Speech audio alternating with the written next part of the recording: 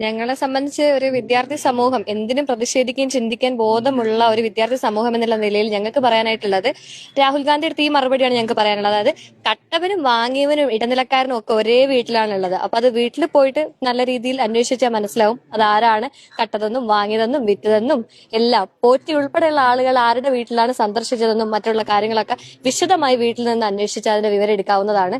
ചൂരൽമല മുണ്ടക്കൈ വിഷയത്തിലുള്ള ആ ഫണ്ടിന്റെ തട്ടിപ്പിനി എന്നാ പുറത്തുവിടാൻ പോകുന്നത്?